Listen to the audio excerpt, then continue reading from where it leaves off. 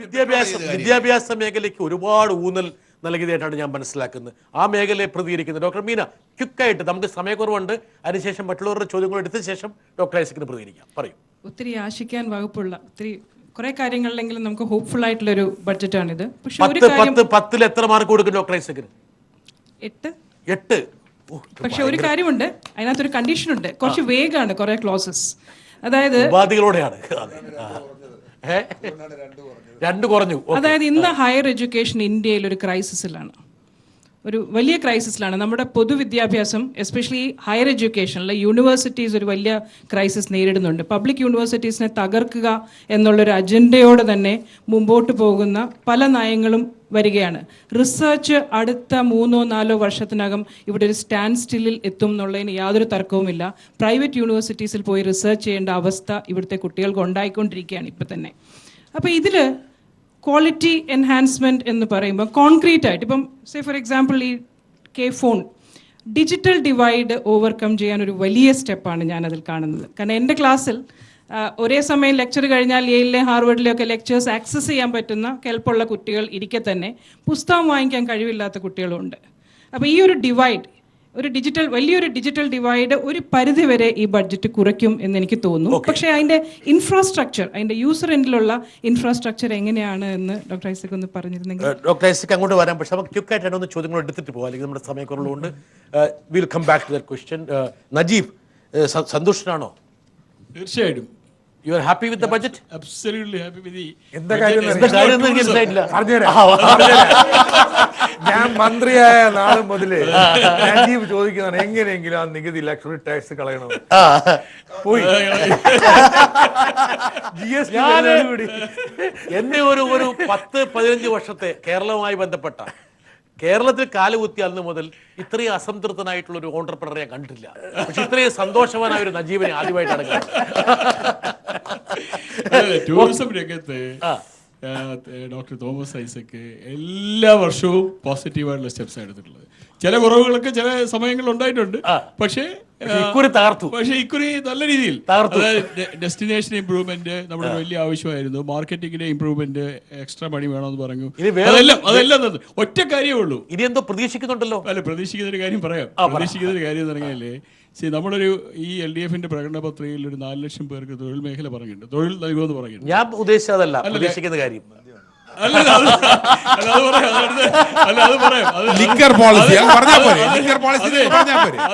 വെള്ളിയാഴ്ച പള്ളിയിൽ പോയി നിസ്കരിച്ചു അതിന് ഉടനെ അത് പറയാൻ പറ്റത്തില്ല. മനസ്സിലായില്ലേ?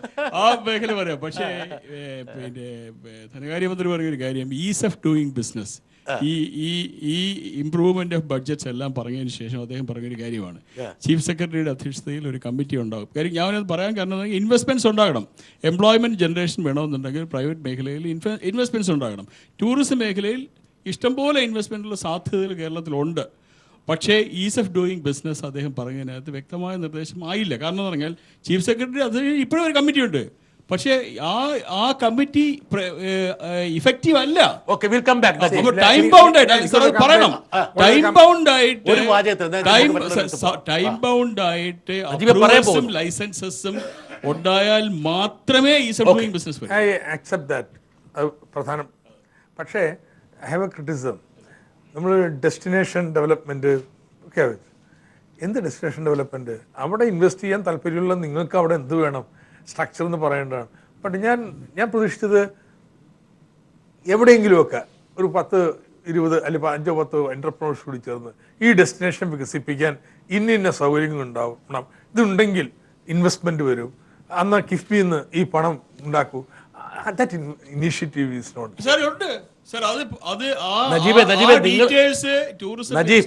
പോളിസി ഡിസിഷനിൽ എടുക്കാനായിട്ട് കൊടുത്തിട്ടുണ്ട്. വളരെ വിപുലമായി എഴുതി കൊടുത്തിരിക്കുകയാണ്. എന്നാൽ ഒരു കാര്യം, താങ്കളുടെ വിമർശനം ഡോക്ടർ ഐസക് അംഗീകരിക്കും. രൂപ കൊണ്ടുവന്നാൽ 3 മാസത്തിനകത്ത് എനിക്ക് അപ്രൂവൽ തരുമോ? That is A question every investor is asking. അത് ഇന്നത്തെ സംവിധാനം, ചീഫ് സെക്രട്ടറിയുടെ അധ്യക്ഷതയുള്ള സംവിധാനം ഫലപ്രദമല്ല. അതിന് ഒരുപാട് കാരണങ്ങൾ ഞാൻ അവരങ്ങനെയാണെന്ന് പറഞ്ഞാൽ നമുക്ക് നോക്കാം. രഘു, നജീബിന് എത്ര സന്തുഷ്ടനല്ല താങ്കൾ? രഘു ആണ് ഈ എന്താ പറയുക, കടായിയുടെ ഒരു നിർമ്മാണ മേഖലയ്ക്ക് ഒരു വേണ്ടത്ര ഒരു സന്തോഷം ഉള്ള പോലെ എനിക്ക് എന്താണ് രഘുവിന്റെ മുഖം കാണുമ്പോൾ മനസ്സിലാകുന്നില്ല. അതെന്താണ് കാരണം? അദ്ദേഹത്തിന്റെ ഡിമാൻഡുകൾ ഞാൻ തൊട്ടിട്ടില്ല. സ്റ്റാമ്പ് ഡ്യൂട്ടി കുറക്കണം, പിന്നെ ഇതിന്റെ കാരണം വെച്ച് കഴിഞ്ഞാലേ നിങ്ങളുടെ ബിൽഡേഴ്സിന്റെ ഡിമാൻഡ്സ് GST ഫ്രെയിംവർക്ക് എങ്ങനെ വരുന്നതെന്ന് അറിഞ്ഞുകൂടാ. So why double with that? അതല്ല, ദി മെയിൻ ഇഷ്യൂ എന്ന് പറയുന്നത് ഈ അഫോർഡബിൾ ഹൗസിംഗ് ആണ് ഞാൻ പറയുന്നത്. ആ കാറ്റഗറി നമ്മൾ നാഷണൽ ബഡ്ജറ്റിൽ ഏറ്റവും കൂടുതൽ ഊന്നൽ കൊടുത്തൊരു സാധനം അഫോർഡബിൾ ഹൗസിംഗ്. അത് ഇൻഫ്രാസ്ട്രക്ചർ സ്റ്റാറ്റസ് കൊടുത്തു. ഇൻഫ്രാസ്ട്രക്ചർ സ്റ്റാറ്റസ് കൊടുത്ത് exemption from service tax, income tax കൊടുക്കുമ്പം കേരളത്തിലെ അഫോർഡബിൾ ഹൗസിംഗ് റിയാലിറ്റി ആവണമെങ്കിൽ രണ്ട് കാര്യം ചെയ്യണം. ഒന്ന്, stamp duty for affordable housing should be brought to reasonable levels. അത് ഞാൻ അന്നേ പറഞ്ഞു, 3% ആക്കിയില്ലെങ്കിൽ you will not get. Second thing, GST VAT exempt ചെയ്ത് കൊടുക്കേണ്ടി വരും. Then only this affordable housing can work in Kerala. കാര്യം national level is becoming a major thing. ഇപ്പം 100 projects, more than 100 projects are being signed in the national level. അപ്പോൾ കേരളത്തിലെ ഒരു project announce ചെയ്യാൻ പറ്റിയിട്ടില്ല. Because we still are not sure what benefit we can give it to the affordable sector. Stamp duty എനിക്കറിയാം, സാറിൻ്റെ problems അറിയാം, അതിൻ്റെ issues അറിയാം. But this is A major thing. Second thing, sir, ഈ cess എന്ന് പറഞ്ഞ് കളക്ട് ചെയ്യുന്ന ഒരു സാധനമുണ്ട്, construction workers welfare fund cess. 1,000 crores is lying in the accounts. അപ്പോൾ ഈ മൈഗ്രൻ്റ് ലേബേഴ്സിൻ്റെ വെൽഫെയറിന് അതിൻ്റെ അകത്തിനെടുത്ത് കൊടുത്തൂടെ sir? Why should we take it from കിഫ്? Because the money is lying there, you are not looking after the labour. പിന്നെ we expected something in the budget is that, sir, migrant ലേബേഴ്സിന് കൊടുക്കാനായിട്ട് ഇന്ന് വാടക വീട് കിട്ടുന്നില്ല. So government should come with shelters for migrant laborers where the builders can come and take it on rent, and so that we will be able to house the migrant laborers in that area. But migrant laborers is a definitely, ഇപ്പം ബ്രിട്ടാസ് പറഞ്ഞ 50,000 crores ഒന്നും പോകുന്നില്ല. The study is very clear. വിജയരാഘവനും CP ജോണും വെച്ച കണക്ക് വെച്ചിട്ടാ പറഞ്ഞത്. Very clear figures are 25,000 crores. I fully support what he's saying. Okay. എങ്ങനെയാണ് migrant വർക്കേഴ്സിനെ support ചെയ്യുക? കൺസ്ട്രക്ഷൻ ലേബർ വെൽഫെയർ ഫണ്ടിന്റെ ഒരു ഭാഗം ഇവർക്ക് വേണ്ടി വിനിയോഗിക്കണം എന്നതിനെ കുറിച്ച് യാതൊരു തർക്കവും സംശയമില്ല. അതിലൊരു എന്താ, ഇവരകറ്റി നിർത്തുന്ന ഒരു സമീപനം അതിൽ വലിയൊരു വിഷയം. നമ്മൾ വെളിയിലുള്ള ഇപ്പൊ ഗൾഫിലെല്ലാം പോകുന്നവരെ ആ രാജ്യം നമ്മുടെ ആൾക്കാരെ കാണുന്നത് part of the building the nation എന്നുള്ളതാണ്. നമ്മുടെ അപ്രോച്ച് ഓൺലി എംപ്ലോയീസ് എന്നുള്ള ആ അപ്രോച്ച് മാറുന്ന ഒരു സമീപനം ഉണ്ടാകും. അതായത് കൺസ്ട്രക്ഷൻ വർക്കേഴ്സ് ലേബർ ഫണ്ടിനെ കുറിച്ചിട്ട് ഒരു സ്റ്റഡി നടത്തിയ ഒരാളാണ് ഞാൻ, CDSന് വേണ്ടിയിട്ട് കുറച്ച് വർഷങ്ങൾക്ക് മുമ്പ്. അന്ന് കൃത്യമായിട്ട് അത് ആക്ച്വറി ചെയ്ത സമയത്ത് അതിൻ്റെ സ്ഥിതി വളരെ കേമൊന്നുമല്ല. അവർ തന്നെ ബുദ്ധിമുട്ടാണ് അതിൻ്റെ പെൻഷൻ കൊടുക്കാനായിട്ട്.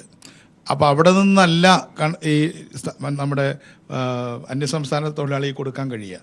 അത് അവർക്ക് അതിൽ പൈസ അടച്ച് 10-20 വർഷം പൈസ അടച്ചവർക്ക് തന്നെ പെൻഷൻ കൊടുക്കാൻ പറ്റാത്ത ഒരു സ്ഥിതിയാണ്. കാരണം ഇതിൻ്റെ ഇൻട്രസ്റ്റ് എടുത്തിട്ടാണ് ചെയ്യേണ്ടത്, അല്ല ഇതൊന്നും എടുക്കാൻ പറ്റില്ല. ഇതിന്റെ ഇൻട്രസ്റ്റ് മാത്രമേ ഉള്ളൂ അവർക്ക്. I think there is a small mistake.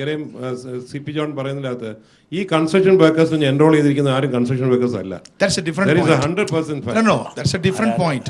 അതായത് ഇതൊരു ഇൻട്രസ്റ്റ് ഡ്രിവൺ ബോർഡാണ്, ആ ഇൻട്രസ്റ്റ് ഡിപ്പെൻഡന്റ് ആണ്. അതല്ലാതെ 1000 കോടി കുറേശ്ശെ എടുക്കാൻ പറ്റും. നമുക്ക് വളരെ പ്രധാനപ്പെട്ട ഒരു സെക്ടർ നമുക്ക്. പക്ഷേ ഞാൻ കൺസ്ട്രക്ഷൻ വർക്കേഴ്സിന് അന്യസംസ്ഥാന തൊഴിലാളികൾക്ക് വേണ്ടി പ്രോജക്റ്റ് ഉണ്ടാവണം എന്നുള്ള കാര്യം സംശയമില്ല. അത് ഇതിൽ നിന്ന് എടുക്കലല്ല, അവരെ കൂടെ ഉൾക്കൊള്ളിച്ചിട്ടുള്ള ബോർഡായിരിക്കണം. നമുക്കൊരു ക്വിക്ക് ബ്രേക്കിന് പോകാൻ സമയമായി. അതിന് മുമ്പ് ഒരു സെക്ടറെ കുറിച്ചും കൂടി ഒന്ന് സംസാരിച്ചിട്ട് പോകണം. ഡോക്ടർ അനിത ആരോഗ്യ മേഖലയിൽ പ്രവർത്തിക്കുന്നതാണ്. ഈ ആരോഗ്യ മേഖലയുമായി ബന്ധപ്പെട്ട് ഒരുപാട് പ്രപ്പോസൽസ് ഡോക്ടർ ഐസക്കിന്റെ ബൈക്കിലുണ്ട്. എങ്ങനെ കാണുന്നു ഡോക്ടർ? സർ, എനിക്ക് പ്രധാനമായിട്ടും പറയാനുള്ളത് Kerala state is actually A state of medical tourism because it's providing quality health care at an affordable cost. But unfortunately നമ്മുടെ സ്റ്റേറ്റ് ഇപ്പോൾ ഡയബറ്റിക് ക്യാപിറ്റൽ ഓഫ് ഇന്ത്യ ആയിരിക്കുകയാണ്. 33% കേരള പ്രമേഹ രോഗികളാണ്. അപ്പോൾ ഈ ജീവിതശൈലി രോഗങ്ങൾ എങ്ങനെ തടയാമെന്നതിന് വേണം ഊന്നൽ കൊടുക്കാൻ. Preventive health care concept should be implemented. Aardram മിഷനിലൂടെ പ്രാഥമിക ആരോഗ്യ കേന്ദ്രങ്ങളെ ഫാമിലി വെൽഫെയർ യൂണിറ്റുകൾ പോലെ ആക്കി ഫാമിലി ഡോക്ടർ കൺസെപ്റ്റ് കൊണ്ടുവന്ന് യോഗ, നമ്മുടെ എക്സസൈസ്, ബോധവൽക്കരണ ക്യാമ്പുകൾ കൂടുതൽ അധിക സാമ്പത്തിക ബാധ്യത ഇല്ലാതെ തന്നെ നടത്താൻ സാധിക്കും. Preventive health care concept. Excellent. ഒരു ക്വിക്ക് എഡിഷൻ that's ഈ the approach. ഈ വെൽനെസ് എന്നുള്ളൊരു ഫോക്കസ് ഒന്ന്. രണ്ടാമത്തത് ഈ ഹെൽത്ത് പ്രോഗ്രാം ഈ ഇടയ്ക്ക് ഇനൊക്കെ കഴിഞ്ഞ 2 വർഷം മുമ്പ് തുടങ്ങിയതാണ്. ആ പ്രോഗ്രാമിന് സ്പെസിഫിക് ആയിട്ട് ഡോക്ടർ ഐസക് ഒരുപാട് കാര്യങ്ങൾ വായിച്ചതിൻ്റെ കൂട്ടത്തിൽ ഈ ഹെൽത്തിൻ്റെ maybe money is there, പക്ഷേ അതൊരു മേജർ ഇമ്പാക്റ്റ് ആയിരിക്കും കേരളത്തിൽ. അത് മറ്റ് എല്ലാ ജില്ലകളിലേക്കും പോകാനുള്ള ഫണ്ടിങ് പ്രൊവൈഡ് ചെയ്തിട്ടുണ്ടോ എന്ന് എനിക്കറിയില്ല. മെഡിക്കൽ ഫണ്ട് ഉണ്ട്, സ്കീമുണ്ട്, ഞാനത് വായിച്ചില്ലെന്ന് മാത്രം. Already very long. ഒറ്റ പോയിന്റ്, നജീബെ, ഈ പറഞ്ഞ മെഡിക്കൽ ടൂറിസം മാത്രം. മെഡിക്കൽ ടൂറിസം രംഗത്ത് വിരാജിക്കുന്ന ഒരാളാണ് Najeeb. Medical tourism actually private സെക്ടറാണ് ലീഡ് എടുത്ത് കൊണ്ടുവരുന്നത്. കേരളത്തിൽ വലിയ സാധ്യതയുണ്ട്. 26 NABH അക്രഡിറ്റഡ് ഹോസ്പിറ്റൽസ് നമുക്കുണ്ട്. ഗവൺമെൻറ് ഉൾപ്പെടെ ഗവൺമെൻറ് രണ്ട് ഹോസ്പിറ്റലിലോ 3 ഹോസ്പിറ്റലിലോ ആ രംഗത്തുണ്ട്.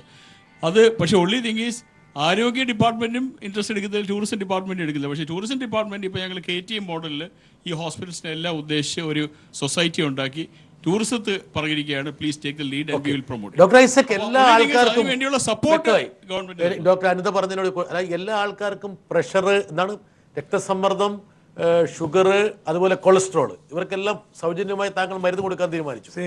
ഇവിടെ ഉള്ളവർക്ക് എല്ലാവർക്കും വേണ്ടി വരും മിക്കവാറും. പറഞ്ഞ് നമ്മളിപ്പോ അതെ, പക്ഷെ അതിനോടല്ല അവർക്ക് യോജിപ്പ്. പ്രിവെൻഷൻ ആണ് അവർ പറയുന്നത്. മരുന്ന് കൊടുക്കലല്ല, നമ്മുടെ പണ്ടുള്ള സാധാരണ പരമ്പരാഗത രോഗങ്ങൾക്കെല്ലാം നമ്മൾ ഒരുപാട് രോഗപ്രതിരോധ പ്രവർത്തനങ്ങൾ നടത്തിയിട്ടുണ്ട്. അങ്ങനെയാണ് നമ്മുടെ മോർട്ടാലിറ്റി റേറ്റൊക്കെ ഇത്രയും കുറഞ്ഞു വന്നത്. പക്ഷേ ഇനിയിപ്പോൾ പുതിയ ജീവിതശൈലി രോഗങ്ങൾ, അതിനൊരു രോഗപ്രതിരോധ പ്രവർത്തനം വേണം. ആർദ്രത്തിൻ്റെ എസൻസ് അതാണ്. അതിനു വേണ്ടിയിട്ട് ഹെൽത്ത് മോണിറ്ററിങ്ങിൽ രോഗികളായിട്ടുള്ളവർക്ക് ചികിത്സ കൊടുത്തേ പറ്റൂ. രോഗികളല്ലാത്തവർ രോഗികളാകാതിരിക്കാൻ വേണ്ടി അവരുടെ ജീവിതശൈലിയിൽ എന്ത് മാറ്റം വരണം, ഭക്ഷണക്രമത്തിൽ എന്ത് മാറ്റം വേണം തുടങ്ങിയിട്ടുള്ള കാര്യങ്ങൾ മോണിറ്റർ ചെയ്തുകൊണ്ടിരിക്കും, പറഞ്ഞുകൊണ്ടിരിക്കും. അപ്പോൾ ആ രോഗപ്രതിരോധ പ്രവർത്തനത്തിലെന്ന പോലെ ഈ ജീവിതശൈലി രോഗങ്ങളുടെ മോർബിഡിറ്റിയും കുറച്ചു കൊണ്ടുവരാൻ പറ്റും. കുറച്ചു കൊണ്ടുവന്നു കഴിഞ്ഞാൽ അങ്ങനെ വരുന്നവർക്കൊക്കെ സൗജന്യമായിട്ടുള്ള ചികിത്സ നമുക്ക് ഹാർട്ട് ട്രാൻസ്പ്ലാന്റ് ആയാലും എന്തായാലും നമ്മുടെ മെഡിക്കൽ കോളേജിലും ടെറിഷറി സെക്ടർ ഉപയോഗിച്ച് നൽകാൻ പറ്റും. സോ ഇറ്റ്സ് എ ടോട്ടൽ ഒരു പുതിയ ആരോഗ്യ വിഷനുണ്ട്. ഇതെവിടെയും കേരളത്തിൽ തുടർന്നു വന്ന നമ്മുടെ ഒരു പരമ്പരാഗത കാഴ്ചപ്പാടിൽ നിന്ന് വ്യത്യസ്തമായിട്ട് സെക്കൻഡ് ജനറേഷൻ പ്രോബ്ലംസ് അഡ്രസ് ചെയ്യാനുള്ള ഒരു സ്ട്രാറ്റജി. ഹെൽത്തിന്റെ മോർബിഡിറ്റി അവിടെ നിൽക്കുന്നു. പക്ഷെ അതോടൊപ്പം തന്നെ ഞാൻ റേസ് ചെയ്ത ഹയർ ഡിജിറ്റൽ ഡിവൈഡ് ഞാൻ കുറിച്ച് വെച്ചിട്ടുണ്ട്. ഒരു ക്രൈസിസ് ശ്രദ്ധാപൂർവ്വം അതിന് ഊന്നൽ കൊടുക്കണം. അതും കൂടി കഴിഞ്ഞിട്ട് നമുക്ക് ബ്രേക്കിലേക്ക് പോകാം. അതായത് ഞാനൊരു ചെറിയ അഡീഷൻ അല്ല, ഞാൻ അപ്രീഷിയേറ്റ് ചെയ്യാം. ലെപ്രസിയെ ഉൾപ്പെടുത്തിയത് നന്നായി. ഇപ്പം കേന്ദ്ര ഗവൺമെൻറ് 2018 ആകുമ്പോഴേക്കും ലെപ്രസി ഇല്ലാതാക്കുമെന്ന് പറഞ്ഞു, നടക്കില്ല. എങ്കിലും ലെപ്രസി വീണ്ടും എടുത്തിട്ടുണ്ട്. 825 ആളുകൾ ആവറേജ് കേരളത്തിൽ പുതിയതായിട്ട് ലെപ്പർ ആവുന്നുണ്ട്, പുതിയതായിട്ട് ഓരോ വർഷവും. പക്ഷേ പ്രശ്നം എന്താ, അവിടെ ഐസക്ക് ഞാൻ നമ്മൾ ഡിഫറൻസ് ഒപ്പീനിയൻ അതാണ്. ഈ മൈക്രോ മാനേജ്മെൻറ്റിൽ അദ്ദേഹത്തിന് വിശ്വാസമില്ല. എന്താണ് പ്രശ്നം? ലെപ്പേഴ്സിനെ സർജിക്കൽ കറക്ഷൻ നടത്താൻ ഡോക്ടേഴ്സ് തയ്യാറല്ല. ഞാനതിൽ വർക്ക് ചെയ്ത ഒരാളാണ്. ഞാൻ പറഞ്ഞോട്ടെ, ഞാനതിൽ വർക്ക് ചെയ്ത ഒരാളാണ്. ഞാൻ അതുകൊണ്ട് കാര്യമില്ല. ഡോക്ടേഴ്സ് റീകൺസ്ട്രക്റ്റീവ് സർജറി അതാണ് ക്രിട്ടിക്കലായിട്ട് വളരെ കട്ടിംഗ് എഡ്ജ് ആയിട്ട് ധനകാര്യമന്ത്രി ശ്രദ്ധിച്ചില്ലെങ്കിൽ ഇതൊക്കെ പ്രസംഗത്തിൽ അവസാനിക്കും. മൈക്രോ മാനേജ്മെന്റ് എന്ന് പറഞ്ഞാൽ റീകൺസ്ട്രക്റ്റീവ് സർജറിക്ക് ഇത്ര രൂപ വെച്ചാൽ മാത്രമേ ഡോക്ടർ ഫ്രറ്റേണിറ്റി മുഴുവൻ ഏത് തരം രോഗമുള്ള പേഷ്യൻസിനെയും ട്രീറ്റ് ചെയ്യാൻ ഞങ്ങൾ താത്വികമായിട്ട് എത്ര റീകൺസ്ട്രക്റ്റീവ് സർജറി ഇപ്പൊ ലെപ്പേഴ്സിന് നടന്നു കഴിഞ്ഞ ഇൻസിഡൻസ് വളരെ കുറവാണ്. 825 പെർ ഇയർ.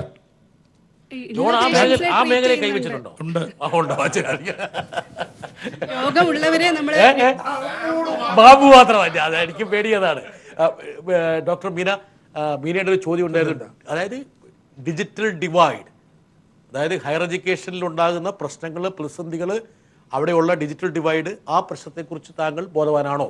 ആണ് എന്നുള്ളൊരു സൂചന അവരുടെ റിസർച്ചിലുള്ള ഒരു ക്രൈസിസ് ഇപ്പം ഇന്ത്യ ഉടനീളം നിലനിൽക്കുന്നുണ്ട്. ഒരുപക്ഷെ നിയോ ലിബറലൈസേഷൻ്റെ ഏറ്റവും തിക്തമായ ഫലങ്ങൾ ഇന്ന് പബ്ലിക് യൂണിവേഴ്സിറ്റീസ് നമ്മൾ കണ്ടു തുടങ്ങിയിട്ടുണ്ട്. ഒരു സ്റ്റാൻഡ് സ്റ്റില്ലാണ് റിസർച്ച്.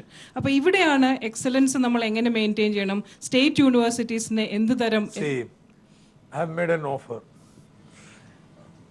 നിങ്ങളുടെ യൂണിവേഴ്സിറ്റി ഒരു സെന്റർ ഓഫ് എക്സലൻസ് ആക്കാൻ എന്ത് വേണം? ഇന്നത് തരാന്നല്ല, എന്ത് വേണം. What you want? ഇന്ത്യയിലെ ഏറ്റവും നല്ല സർവകലാശാല ഫെസിലിറ്റീസിൽ കാര്യവട്ടമാക്കാൻ വേണ്ടി നമുക്ക് എന്ത് വേണം? Put the thing together, academic programme, and will fund it. അതിലൂടെ പോണം. വാക്കാണല്ലോ അല്ലേ? ഞാൻ എന്റെ പ്രസംഗത്തിൽ പറഞ്ഞു, ഈ പറഞ്ഞിട്ട് ഒരു യൂണിവേഴ്സിറ്റി മാത്രം, Cochin university came with a total program, and അവരുടെ സെന്റർ പീസ് എന്ന് പറയുന്നത് വേൾഡ് ക്ലാസ് ലബോറട്ടറി ഡിപ്പാർട്ട്മെന്റ് അല്ല, പൊതുവായിട്ട്. പിന്നെ കുറച്ച് അതിനോട് ബന്ധപ്പെട്ട അനുമതി. Yes, 240 crores rupees ഫണ്ടി. ഇല്ല, ഡോക്ടർ ഐസക് പറഞ്ഞ ട്രൂ ആണ്. യൂണിവേഴ്സിറ്റീസിന് യാതൊരു ഇൻട്രസ്റ്റും ഇല്ല. ചില ഫാക്കൽറ്റിക്ക് ഇൻട്രസ്റ്റ് വരും. കാരണം എനിക്കറിയാം, കഴിഞ്ഞ തവണ പ്ലാനിംഗ് ബോർഡിൽ ഇരുന്നു 10 കോടി രൂപ കൊടുക്കാമെന്ന് പറഞ്ഞിട്ട് യൂണിവേഴ്സിറ്റീസ് ഒരു പ്രപ്പോസൽ പുട്ടപ്പ് ചെയ്തില്ല. കാരണം അവിടുത്തെ സിൻഡിക്കേറ്റ് മെമ്പർമാർക്കൊക്കെ വേറെയാ പണി. അഗ്രികൾച്ചർ യൂണിവേഴ്സിറ്റി വൈസ് ചാൻസലർ ഉണ്ടെങ്കിൽ അദ്ദേഹത്തെ പറയാണ്, പലപ്പോഴും ഞങ്ങൾ അങ്ങോട്ട് പൈസ കൊടുക്കാൻ ബുദ്ധിമുട്ടാ. 35 വയസ്സിൽ PhD ഒക്കെ കഴിഞ്ഞ് സർവീസിലേക്ക് കയറുന്ന ഒരു അസിസ്റ്റന്റ് പ്രൊഫസർ 55-56 വയസ്സാകുമ്പോൾ റിട്ടയർ ആയി കഴിയുമ്പോഴത്തേക്ക് പിന്നെ റിസർച്ച് വേണ്ട എന്നാണ് ഇപ്പോഴത്തെ റൂള്. അവരെ ആക്സസ് ചെയ്യേണ്ട അവരുടെ നോളജ്. ഞാൻ പറഞ്ഞു, ഒത്തിരി ഇതിനകത്ത് ഒത്തിരി പ്രതിസന്ധികളുണ്ട്.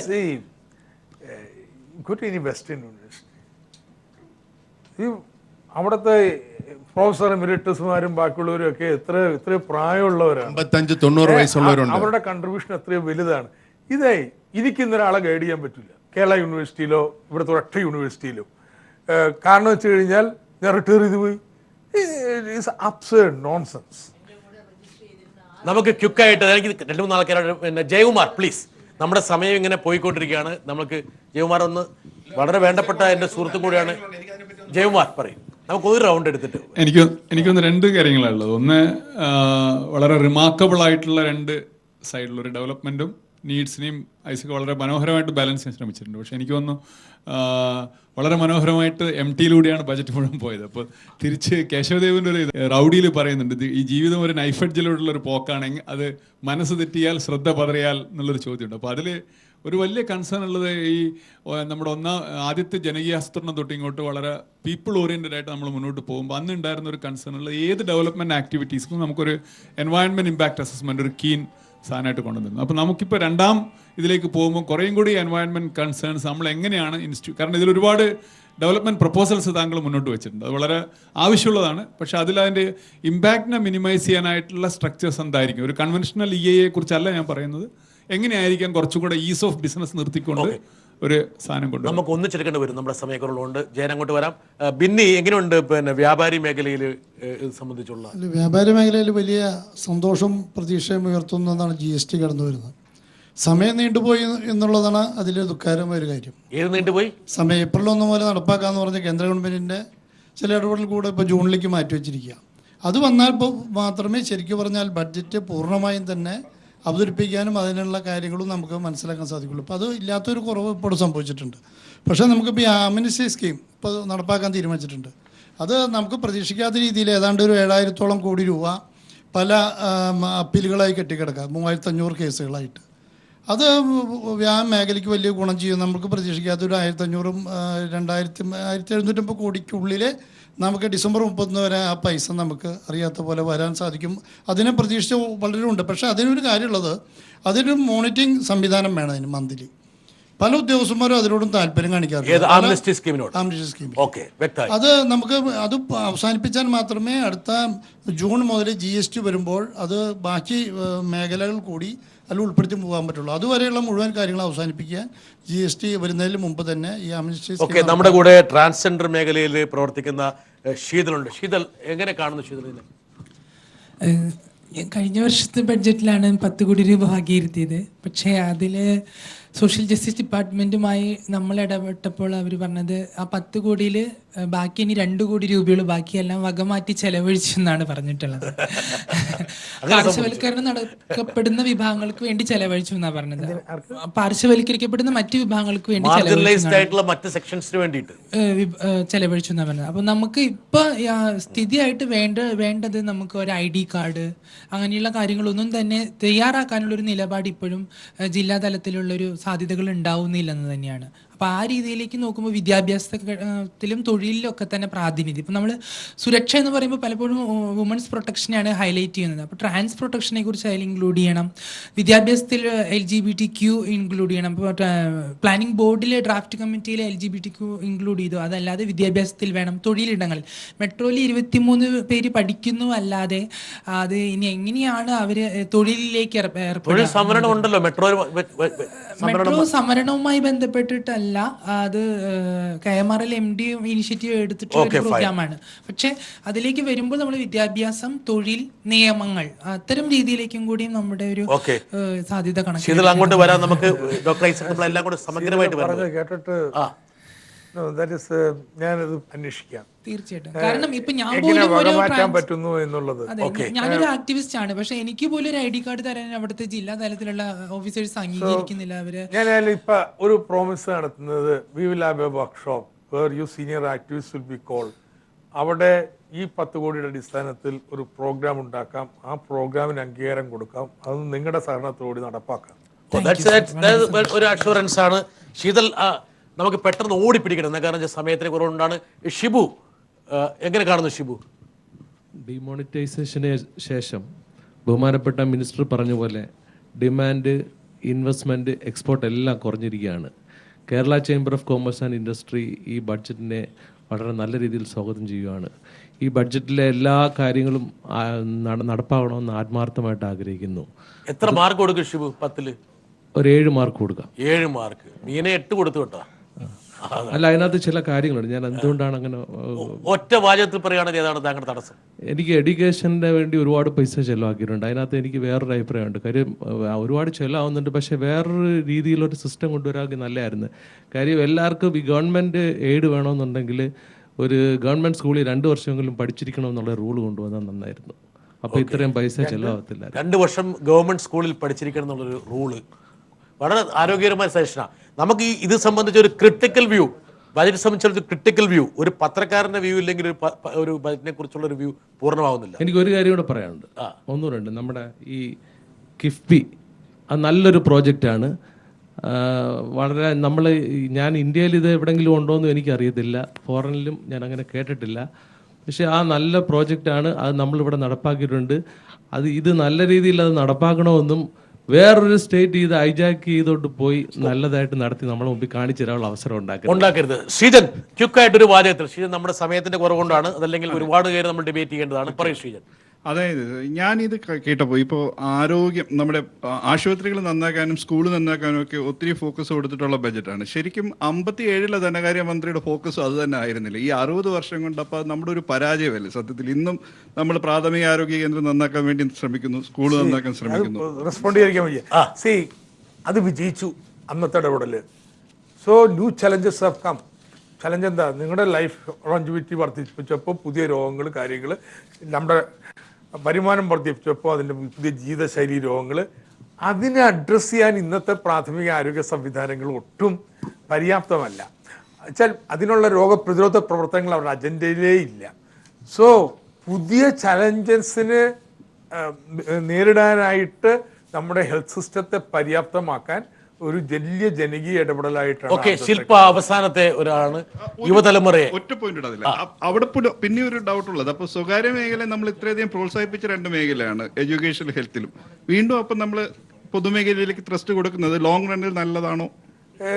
ഈ 2 കാര്യങ്ങളിൽ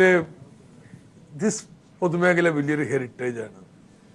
ഏത് കേരളത്തിലെ ആരോഗ്യ സംവിധാനം എന്ന് പറയും. No സ്വകാര്യ മേഖല is going to have a string of primary healthcare centers, protective work ചെയ്യാനായിട്ട് ഒരു സ്വകാര്യ മേഖലയ്ക്ക് ഉണ്ടാവില്ല. They will be only treating രോഗം വന്നാൽ. Will Najib go and start a primary health center? He will never go. Okay. Tourism മേഖലയിൽ നജീബ്, ഒരു quick question, ഒരു യുവതലമുറ പെട്ടെന്ന് ക്വിക്ക് അടിച്ചു. 2017-2018 സ്ത്രീകൾക്ക് വേണ്ടി പ്രത്യേക വകുപ്പ് എന്ന് പറയുന്നുണ്ട്. ആക്ച്വലി ഇപ്പോഴത്തെ സ്ഥിതിയിൽ നിന്ന് എന്ത് ചേഞ്ചാണ് ഇനി വരാൻ പോകുന്നത്? പിന്നെ ഇപ്പോൾ നമ്മുടെ ശീതൾ പറഞ്ഞ പോലെ സ്ത്രീ സുരക്ഷയ്ക്ക് വേണ്ടി എല്ലാവരും പറയുന്നുണ്ട്, എന്തൊക്കെയോ ചെയ്യുന്നുണ്ട് എന്ന് പറയുന്നു. പക്ഷെ സ്ത്രീ സുരക്ഷിതരല്ല. ഇപ്പോൾ 10 ദിവസമുള്ള കുഞ്ഞു മുതൽ കിടക്കുന്ന വൃദ്ധ വരെ ഇപ്പോൾ പീഡനത്തിന് ഇരയാകുകയാണ്. അപ്പോൾ ഇങ്ങനെയുള്ളവർക്ക് വേണ്ടി വേണ്ടി എന്താണ് ചെയ്യുന്നത്? അതുപോലെ ബെസ്റ്റ് തിങ് എന്ന് പറയുന്നത് 12 കോടി രൂപ സ്ത്രീകൾക്ക് വേണ്ടി സ്വയം പ്രതിരോധ പ്രവർത്തനങ്ങൾക്ക് വേണ്ടി ഉണ്ട് എന്ന് പറയുന്നു. ഇത് ആക്ച്വലി ഈ സ്വയം പ്രതിരോധം എന്ന് പറയുന്നത് ശരിക്കും സ്കൂളുകളിൽ നിന്ന് തുടങ്ങേണ്ടതല്ലേ? അപ്പോൾ കുട്ടികൾക്ക് മാർഷൽ ആർട്സ് അങ്ങനത്തെ സംഭവങ്ങൾ പഠിപ്പിക്കാൻ വേണ്ടിയിട്ടാണോ? എങ്ങനെയാണ് ഇത് യൂസ് ചെയ്യാൻ പോകുന്നത്?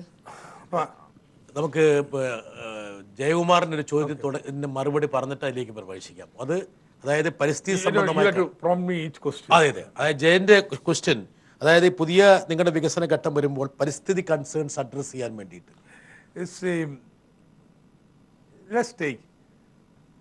Carbon neutral Wayanad.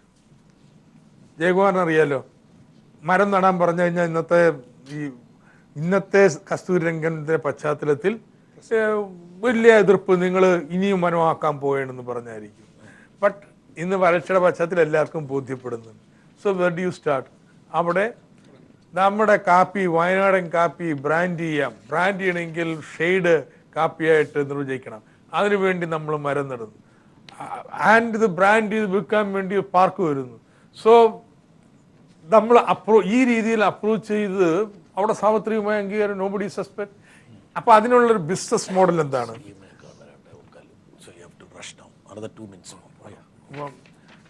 അതിനുള്ള ഒരു ബിസിനസ് മോഡൽ എന്താണ്?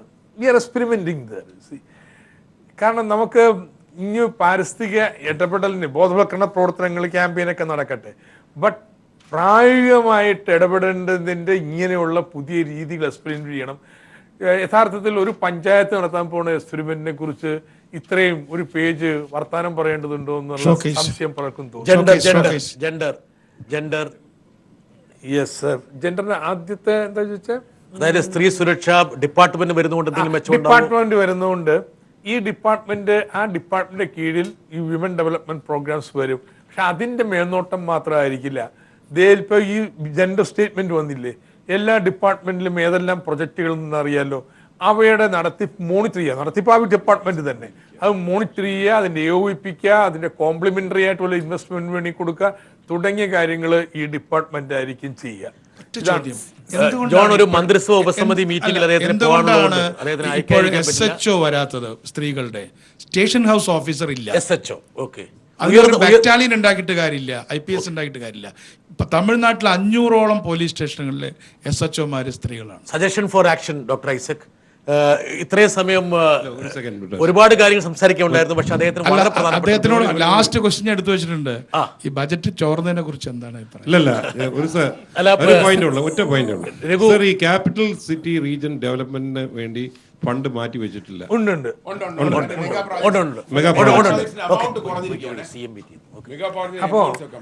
അപ്പം വളരെ സന്തോഷം. അപ്പൊ ജോൺ എത്ര മാർക്ക് കൊടുക്കും ജോണേ?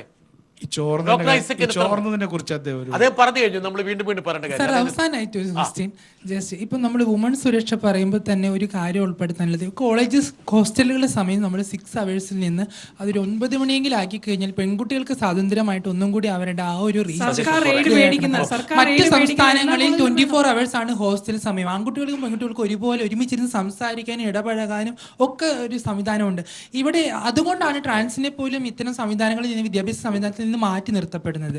അതുപോലെ തന്നെ ആരോഗ്യത്തിലും പരിശോധിക്കേണ്ട ഒരു അവസ്ഥയുണ്ടെന്നാണ് ക്ഷമിക്കണം. എന്താ കാരണം വെച്ചാൽ ഈ ചർച്ച കുറേയും കൂടി മുമ്പോട്ട് കൊണ്ടുപോകേണ്ടതാണ്. പക്ഷേ ഡോക്ടർ ഐസക്കിന് വളരെ പ്രധാനപ്പെട്ട ഒരു മന്ത്രിസഭ ഉപസമിതി യോഗത്തിൽ പങ്കെടുക്കാനുള്ളതുകൊണ്ട് അദ്ദേഹത്തിന് അയക്കേണ്ടിയിരിക്കുന്നു.